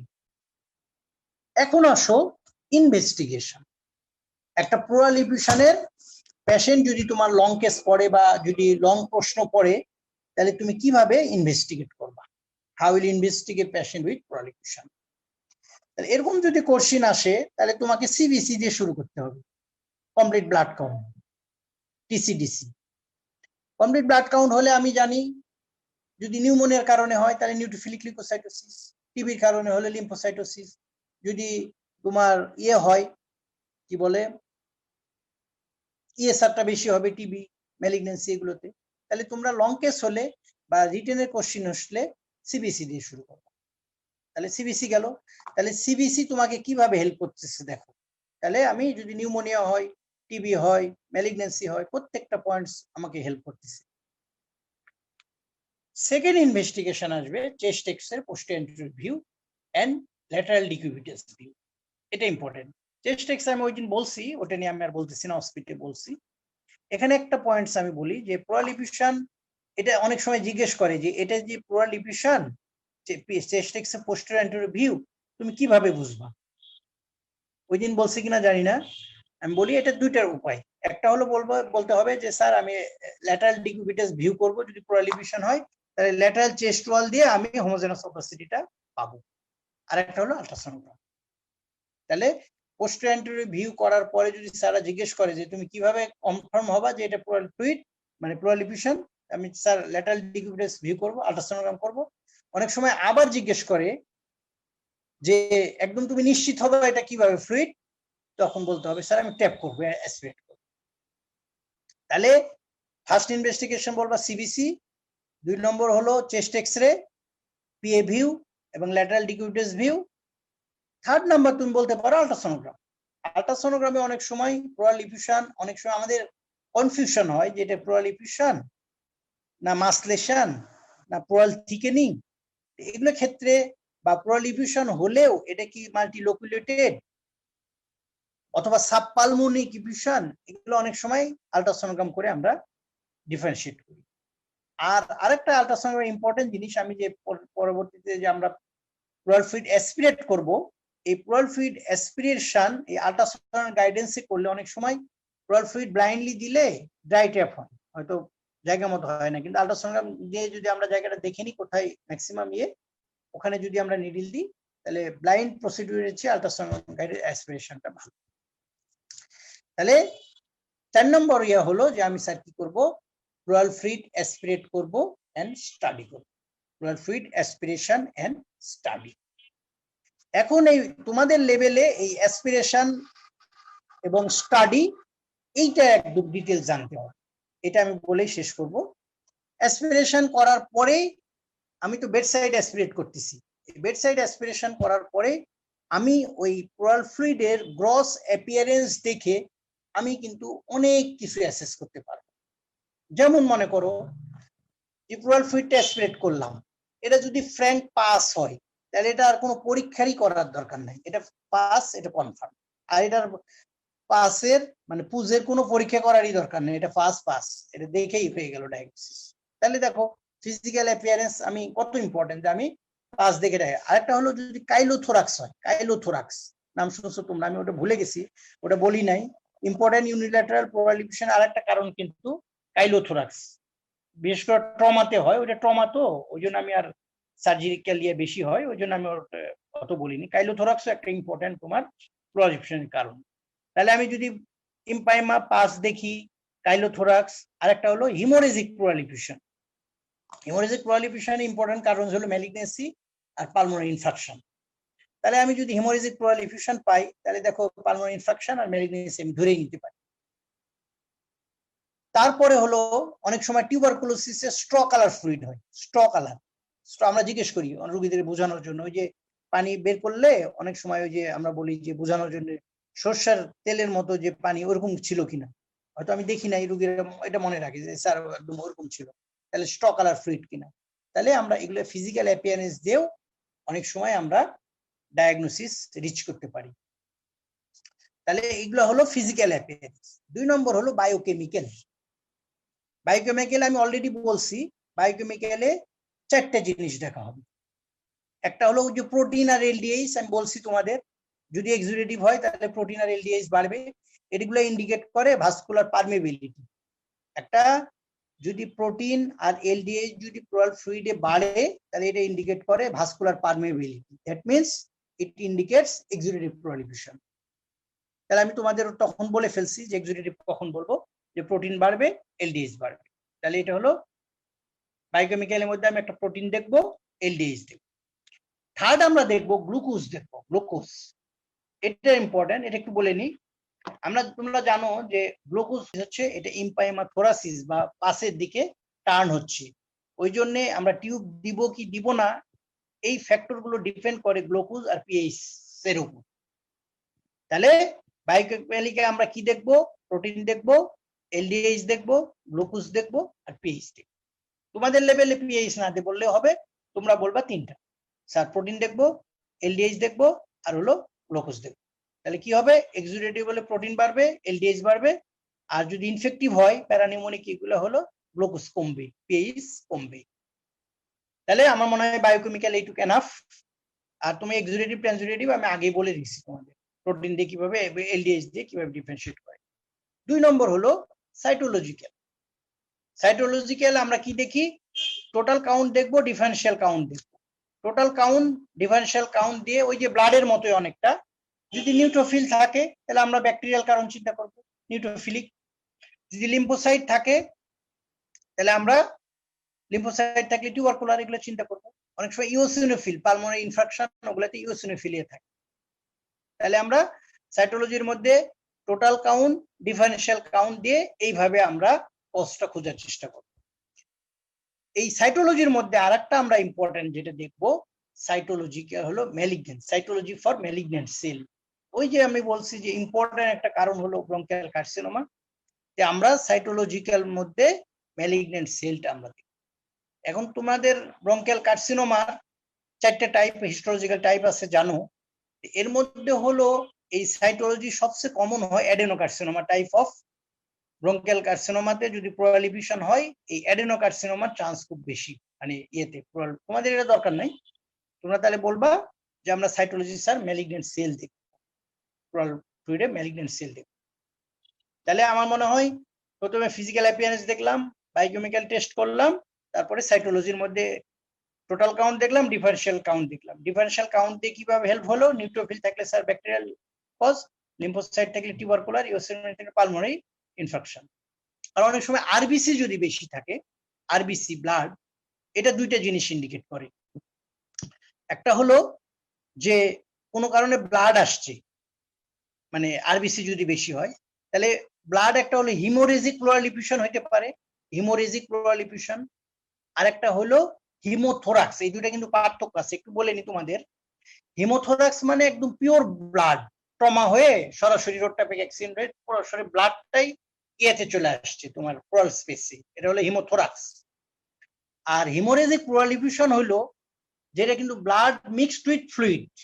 এই জিনিসটা একটু মনে রাখো তোমরা, একটা খুব ইম্পর্টেন্ট, অনেক সময় ধরে যে হিমোথোরাক্স আর হিমোরেজিক প্লুরাল এফিউশনের মধ্যে পার্থক্য কি। হিমোথোরাক্স হলো যে পুরো ব্লাডটা সরাসরি চলে আসছে প্লুরাল স্পেসে, এটা হিমোথোরাক্স, তাহলে এটা আরবিসি বেশি হবে। আর হিমোরেজিক প্লুরাল এফিউশন হলো ফ্লুইড আছে তার সাথে কিছু ব্লাড মিক্সড আছে, এটা ওই যে যেটা পালমোনারি ইনফেকশন, ব্রঙ্কিয়াল কার্সিনোমা এগুলো যেগুলোতে হয় এগুলো হিমোরেজিক প্লুরাল এফিউশন। ঠিক আছে, তাহলে এই আরবিসি কাউন্ট দিয়েও আমরা এই হিমোরেজিক প্লুরাল এফিউশন না তোমার হিমোরেজিক হিমোথোরাক্স এটা ডিফারেন্সিয়েট করতে পারি। আরেকটা প্রশ্ন অনেক সময় জিজ্ঞেস করে যে যদি তোমরা ইন্টারনিতে জয়েন করে তো তোমরা ব্লাড ড্র করবা, মানে প্লুরাল ফ্লুইড অ্যাসপিরেট করতে হবে। অনেক সময় এটা খুব জিজ্ঞেস করে বেড সাইডে স্যাররা যে এটা কি ট্রমাটিক ব্লাড না হিমোরেজিক প্লুরাল এফিউশন, এটা কিভাবে ডিফারেন্সিয়েট করবো। এটা আমার মনে হয় একদম বেসিক প্রশ্ন। যদি ব্লাড আসে সরাসরি, তুমি নিডিল দিলা প্লুরাল স্পেসে, ব্লাড আসলো, তাহলে পুরো ব্লাড যদি হয় তাহলে এটা ক্লট করবে। আর যদি হিমোরেজিক প্লুরাল এফিউশন হয় তাহলে এটা ক্লট করবে না, রেখে দিলে একদম লিকুইডই থেকে যাবে। এটা খুব বেড সাইড সারা জিজ্ঞেস করে, এবং এটা প্র্যাকটিক্যালিও খুব ইম্পর্টেন্ট। তোমরা যখন ইন্টারনি শুরু করবা তখন এই জিনিসগুলো তোমাদের ফেস করতে হবে, যেদিকে আমি কি ভেসেলে দিলাম সরাসরি ব্লাড আসলো না প্লুরাল স্পেস থেকে ফ্লুইডটা আসলো, তাহলে এটা ডিফারেন্সিয়েট করা ওর কিছুক্ষণ রেখে দিবা। রেখে দিলে যদি পুরোটা ক্লট হয়ে যায় তাহলে এটা হলো হিমোথোরাক্স। আর যদি একদম অলথ্রো ফ্লুইডিটি থাকে তাহলে এটা ধরে নেওয়া হয় এটা হেমোরেজিক প্লুরাল এফিউশন।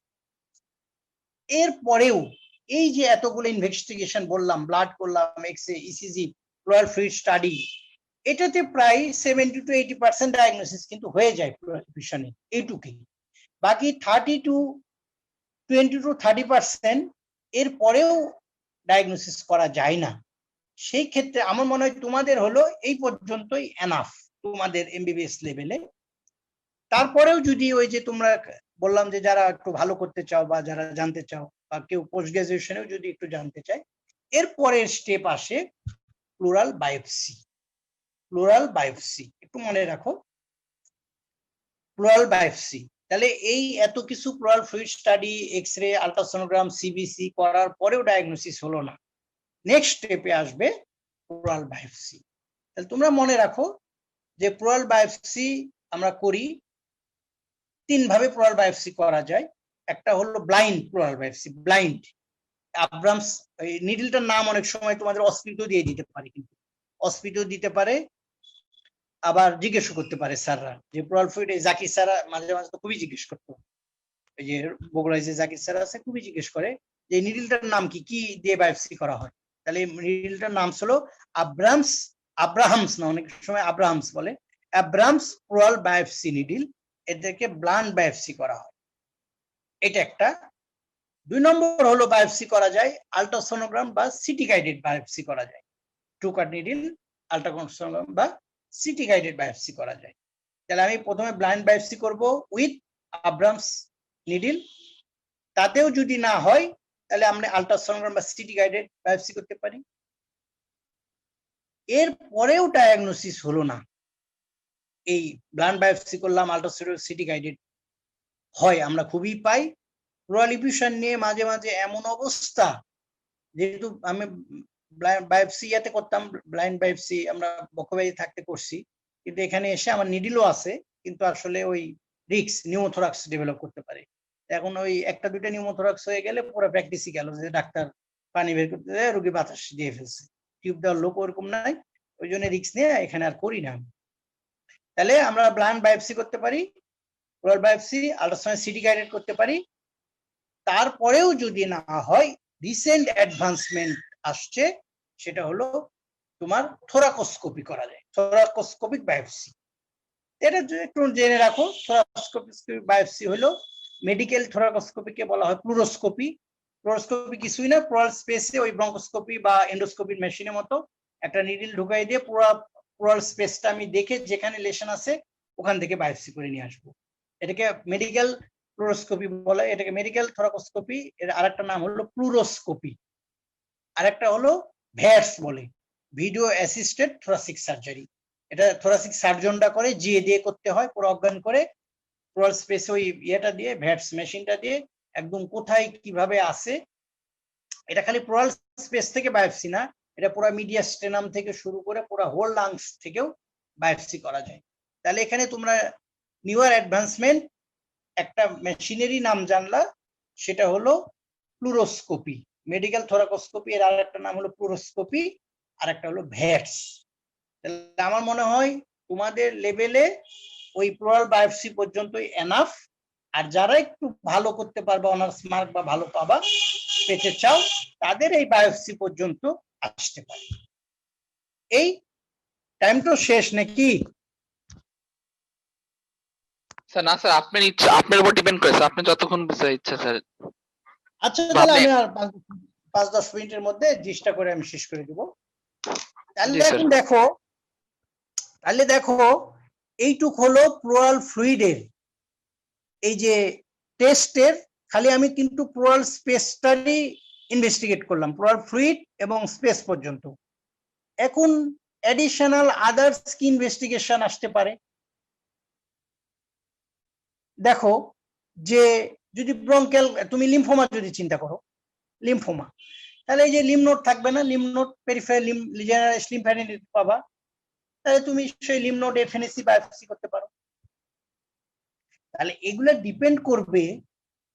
ডিপেন্ড করবে যে তোমার এই, আমি তোমার এখন প্লুরাল এফিউশন পর্যন্ত ইনভেস্টিগেশন শেষ, প্লুরাল বায়োপসি পর্যন্ত বলে একটু শেষ। এখন অ্যাডিশনাল আরো কি ইনভেস্টিগেশন আসতে পারে? এখন মনে করো যে একটা লিম্ফোমা, যেমন বললাম লিম্ফ নোড আছে, তুমি লিম্ফ নোড এফএনএসি অথবা বায়োপসি করতে পারো, এফএনএসি বা বায়োপসি। তারপরে মনে করো ব্রঙ্কেল কার্সিনোমা, ব্রঙ্কেল কার্সিনোমা যদি থাকে, যে তার জন্য যদি আমি দেখি যে লাংসে একটা লেশন আছে, প্রলিফেশনের সাথে লেশন আছে অথবা কলাপস আছে, তাহলে ব্রঙ্কোস্কোপি করতে পারি। তাহলে এগুলো হলো এডিশনাল ইনভেস্টিগেশন, ব্রঙ্কোস্কোপি করতে পারি। তারপরে এখন যদি তুমি প্রলিফেশনের কারণ, এখানে একটা ইম্পর্টেন্ট যেটা সবাই ভুল করে, দেখো এখানে একটু বেসিকের সমস্যা। দেখো এটা আমি জিনিসটা তোমাদের এমবিবিএস লেভেলে ক্লিয়ার করে দিই। তার কারণ আমরা যখন ওই যে তোমরা যখন ইন্টার নিতে যাবা এই কথাটা আমি বলে নিই, যে এই যে মনে করো একটা হার্ট ফেলোরের রোগী, মানে হার্ট ফেলোর না, আমি তোমাদের বলতে চাচ্ছি যে এই যে ট্যানজুডেটিভ প্রলিফেশনের যে কমন কারণগুলো বললাম না তোমাদের, সেটা হলো ওই যে heart ফেলোর, liver disease, nephrotic syndrome, ম্যাল অ্যাবজর্পশন। এখানে ওই একদম দুইটা জিনিস মনে রাখবা, যে ইউনিল্যাটারাল প্রলিফেশন গুলো সাধারণত এক্সুডেটিভ, এটা ইউজুয়াল, এটা কিন্তু একদম মানে কোরআনের আয়াত না। মনে রাখবা যে ইউনিল্যাটারাল প্রলিফেশন গুলো সাধারণত এক্সুডেটিভ, এই কমন কথাটা মনে রাখবা। কিন্তু এটা বেদ বাক্য না, এক্সেপশনাল হতে পারে এবং হয়ও। তাহলে ইউনিল্যাটারাল প্রলিফেশন গুলো ইউজুয়ালি এক্সুডেটিভ। বাইল্যাটারাল প্রলিফেশন গুলো ইউজুয়ালি ট্রান্সিডেটিভ। এই ইউজুয়ালি এই বিশেষণটা যোগ করতে হবে। তাহলে এখানে এটা আমার বলার উদ্দেশ্য হলো, যদি এক্সুডেটিভ ইউনিল্যাটারাল প্রলিফেশন হয়, তাহলে তোমরা ধরেই নিবা এটা এক্সুডেটিভ। তখন তোমার এই প্লাল ফ্লুইড স্টাডি বা এগুলো আসবে। আর আমি বললাম যে যদি এক্সামিনেশন করে তুমি বাইল্যাটারাল প্রলিফেশন পেয়েছো, তাহলে আমি বললাম এটা একটা মানে অনেকটা নিয়মের মতো, যে বাইল্যাটারাল প্রলিফেশন গুলো সাধারণত ট্রান্সুডেটিভ। তাহলে ট্রান্সুডেটিভ আমরা জানি heart failure, liver disease, kidney disease, uraemia, hypoalbuminaemia, এগুলো। এটা বলার উদ্দেশ্য হলো যে ট্রান্সুডেটিভ প্রলিফেশন গুলো যেগুলো তুমি ক্লিনিক্যালি মনে করবা যে heart failure, kidney disease, liver disease, malabsorption, এগুলাতে সাধারণত প্লাল ফ্লুইড স্টাডির দরকার নাই। একদম এটা একটু বেদ বাক্যের মতো মনে করো। অনেক সময় আমরা ওয়ার্ডে রাউন্ডে গেলে, স্যার এটা সিএলডি রোগী, প্রলিফেশন আছে বা অ্যাসাইটিস আছে, কি করছো প্রথম টেস্ট কি করবা? স্যার প্লাল ফ্লুইড অ্যাসপিরেশন করে স্টাডি করবো বা অ্যাসাইটিক ফ্লুইড স্টাডি করবো। তাহলে এর উত্তর হলো, এটা স্যাররা কোনোদিনই মনে করবে যে তুমি এটা তোমার একদম জেনারেল নলেজই নাই, এবিসিডিও নাই তোমার। তার কারণ ট্যানজুরি আমরা যদি লিভার ডিজিজ, হার্ট ফেইলিওর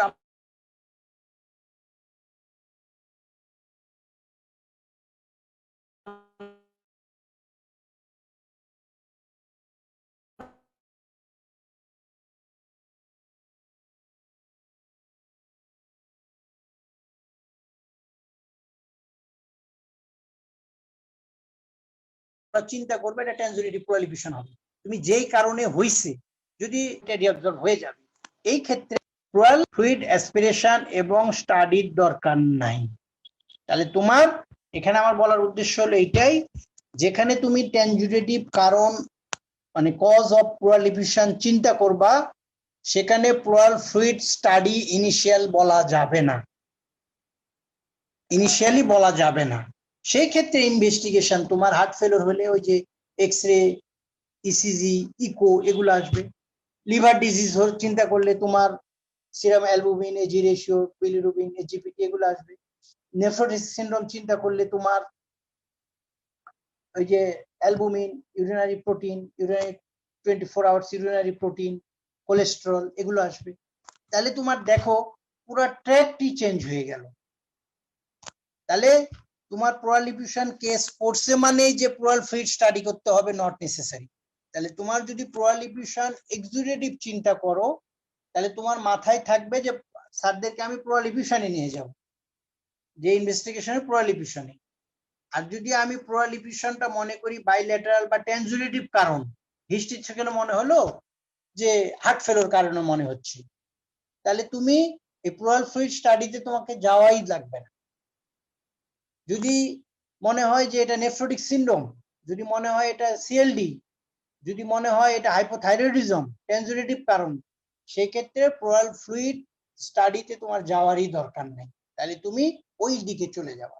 অনেকের ধারণা যে প্লুরাল ফ্লুইড মানে স্টাডি ইফিউশন আছে মানে আমাকে স্টাডি করতেই হবে, তাহলে তুমি ট্রানজিটিভ কারণ চিন্তা করলে তুমি pleural effusion plural fluid study আগে করবা না। তাহলে ওই দিকের কজগুলো যেগুলো এক্সক্লুড করার জন্য যে ইনভেস্টিগেশন গুলো এগুলো আছে। আর একটা কথা বলে আমি শেষ করব, সেটা হলো ট্রিটমেন্ট। এখন যদি তোমাকে ট্রিটমেন্ট জিজ্ঞেস করে, এই যে দেখো ট্রিটমেন্ট আমরা খুব থাকি এফসিপিএস বা এগুলো পরীক্ষায়, ট্রিটমেন্ট নিয়ে কিন্তু অত হেডেক নেই, খালি অ্যাপ্রোচ বললে তোমার যদি রিটেনে কোশ্চেন আছে 25 মার্কের, তাহলে তুমি যদি এক কথায় লিখে দাও শেষে এই এতগুলো জিনিস history, examination, cause, investigation details লিখে শেষে এসে কি লিখবা, তুমি তো জানো না তোমার কেস কি পড়ছে, তোমার তো ডিডি বলবা, তুমি তো লং কেস যদি পড়ে তুমি তো ইউনিল্যাটারাল প্রলিফিউশন তুমি খালি ওই ক্রস করে স্যারদের কাছে পাস করে বের হয়ে চলে আসবা। এটা নিউমোনিয়া না কেন, এটা লিম্ফোমা না কেন, এটা ম্যালিগন্যান্সি কেন, এটা ব্রঙ্কিয়াল কার্সিনোমা কেন, এটা টিউবারকুলোসিস কেন, এই কারণগুলো বলতে বলতে তোমার সময় শেষ। ট্রিটমেন্ট জিজ্ঞেস করার তোমার সময়ই নেই। তারপরেও যদি তোমার রিটেনে আসে বা জিজ্ঞেস করে, তাহলে তুমি চিকিৎসা কি দিবা? তাহলে ট্রিটমেন্টের এক কথায় উত্তর যে স্যার আমি যে ইনভেস্টিগেশন করে যে ডায়াগনোসিস করবো তার চিকিৎসা। নিউমোনিয়া হলে নিউমোনিয়া চিকিৎসা, টিবি হলে টিবি চিকিৎসা, ম্যালিগন্যান্সি হলে ম্যালিগন্যান্সি চিকিৎসা, পালমোনারি ইনফেকশন হলে পালমোনারি ইনফেকশনের চিকিৎসা, এসিএলই হলে এসিএলই চিকিৎসা, রিউমাটয়েড আর্থ্রাইটিস হলে রিউমাটয়েড আর্থ্রাইটিস চিকিৎসা, হার্ট ফেলিওর হলে হার্ট ফেলিওর চিকিৎসা, treatment of the underlying cause. এক কথায় ট্রিটমেন্ট তোমার শেষ। এখন আরেকটা জিনিস একটু বলি ট্রিটমেন্ট পারপাসে, ওই যে বললাম যে ট্রিটমেন্ট রিলেটেড যে প্যারানিউমোনিক, টিউবারকুলার, ম্যালিগন্যান্ট, এখন যদি ট্রিটমেন্টে অনেক সময় জিজ্ঞেস করতে পারে তোমার, এই কথাটা বলি, সেটা হলো যে এই যে আমরা ড্রেন করব কখন, তাহলে এই যে প্লুরাল ফ্লুইড যে আমরা অ্যাসপিরেট করতেছি, এটা কিন্তু দুই ধরনের অ্যাসপিরেশন, একটা হলো ডায়াগনস্টিক পারপাসে, ডায়াগনস্টিক অ্যাসপিরেশন যেটা আমি এতক্ষণ বললাম, আরেকটা হতে পারে থেরাপিউটিক। থেরাপিউটিক মানে ডায়াগনোসিস হয়ে গেছে ফ্লুইড ম্যাসিভ প্লুরাল ইফিউশন আছে, ম্যাসিভ প্লুরাল ইফিউশন আছে, আমাকে ডায়াগনোসিস কনফার্ম হলো, মনে করো malignancy, malignant right sided pleural effusion, diagnosis plural fluid অল্প বের করে তুমি করলা। নেক্সট স্টেপে আসবে তোমার ডায়াগনস্টিক কি বলে থেরাপিউটিক অ্যাসপিরেশন। এই থেরাপিউটিক অ্যাসপিরেশন কিসে কিসে লাগতে পারে এটা একটু বলে আমি শেষ করি। থেরাপিউটিক অ্যাসপিরেশন মনে করো প্যারানিউমোনিক, প্যারানিউমোনিক যদি এখানে আসলে প্যারানিউমোনিক আবার টাইপ আছে, কমপ্লিকেটেড, সিম্পল, কমপ্লিকেটেড, ইম্পাইমা, আমি বলতে চাচ্ছি না। মনে রাখো যদি প্যারানিউমোনিকে এখানে ইম্পাইমা থোরাসিস হওয়ার সম্ভাবনা খুব বেশি, এটা মাইল্ড ইফিউশন হয়, মাইল্ড সিম্পল ইফিউশন হলে থেরাপিউটিক অ্যাসপিরেশন দরকার নাই, কিন্তু ওই যে বললাম না পাস তৈরি হয়, ইম্পাইমা থোরাসিস হয়, প্যারানিউমোনিক গুলো খুব চান্স থাকে, সেই ক্ষেত্রে তোমাকে টিউব, ইন্টারকস্টাল টিউব দিয়ে বা থেরাপিউটিক অ্যাসপিরেট করতে হবে। টিউবারকুলার কখন করবা? টিউবারকুলোসিসে যদি ম্যাসিভ ইফিউশন হয়, যদি পেশেন্টের রেসপিরেটরি ডিস্ট্রেস থাকে, তাহলে তোমাকে টিউব দিয়ে অথবা ম্যানুয়ালি ইন্টারকস্টাল টিউব দিয়ে হোক অথবা রিপিটেড অ্যাসপিরেশন করে তোমাকে অ্যাসপিরেট করতে হবে। যদি ম্যালিগন্যান্ট প্লুরাল ইফিউশন হয়, ম্যালিগন্যান্ট প্লুরাল ইফিউশন হলে তোমাকে এই থেরাপিউটিক অ্যাসপিরেশন মাস্ট। এখানে যেহেতু ম্যালিগন্যান্সি তুমি সারাতে পারতেছো না চিকিৎসা দিয়ে, ওই জন্য অনেক সময় আমরা করি ইন্টারকস্টাল টিউব দিয়ে ওই পুরো ফ্লুইড খালি করে ওখানে প্লুরোডেসিস করে দিই। প্লুরোডেসিসের আবার আলাদা জিনিস আছে, তোমাদের অত দরকার নেই। প্লুরোডেসিসটা একটু জেনে রাখো যে ম্যালিগন্যান্ট প্লুরাল ইফিউশনে করা হয়, ওইদিকে নিউমোথোরাক্সে করা হয়, রিকারেন্ট নিউমোথোরাক্স। আর যদি ম্যাসিভ ম্যালিগন্যান্ট প্লুরাল ইফিউশন হয় তাহলে প্লুরাল স্পেসটা খালি করে ওদিকে বাতাস বের করে নিউমোথোরাক্সের ক্ষেত্রে, আর ম্যাসিভ প্লুরাল ডিফিউশনের ক্ষেত্রে পুরো ফ্লুইডটা বের করে ওর মধ্যে কিছু কেমিক্যাল দিয়ে দেওয়া হয়। কেমিক্যাল কিছুই না, ওই যে ব্লিওমাইসিন, টেট্রাসাইক্লিন, এগুলো দিয়ে দেওয়া হয়। দিয়ে হলে ওই দুই প্লোরাকে প্যারাটার প্লোরা, ভিসার প্লোরা দুটো ইনফ্লেম হয়ে ওখানে ওই অ্যাডিশন করে দেয়। অ্যাডিশন হয়ে দিলে আর ফার্দার তোমার ফ্লুইড অ্যাকুমুলেট হতে পারে না। এই ম্যানেজ পারপাজে খুব যদি ভালো করো বা জানতে চাও এইটুক তোমাদের। তাহলে আমার ট্রিটমেন্ট যদি জিজ্ঞেস করে হঠাৎ treatment of pleural diffusion, sir treatment of the underlying cause. আমার মনে হয় প্লুরাল ডিফিউশন আমি যা বললাম, আমার মনে হয় তোমাদের এমবিবিএস লেভেলে আমার মনে হয় এইটুক সাফিসিয়েন্ট। এইটুক তোমাদের লং কেস বলো, এসএকিউ বলো, লং কোশ্চিন বলো, তারপরে ওই দিন তো অসপি বলছি, আমার মনে হয় প্লুরাল ডিফিউশন নিয়ে তোমরা আমি যা বললাম এইটুকের যদি 50% মনে রাখতে পারো, তাহলে তোমরা আমার মনে হয় প্লুরাল ডিফিউশন নিয়ে আর টেনশন করতে হবে না। তাহলে আমি শেষ করি এখানেই। জি স্যার, থ্যাংক ইউ স্যার। ঠিক আছে তাহলে, হ্যাঁ জি স্যার, তাহলে আমরা শেষ করে দিলাম স্যার। আচ্ছা, ওকে, থ্যাংক ইউ। আসসালামু আলাইকুম স্যার। ওয়ালাইকুম সালাম।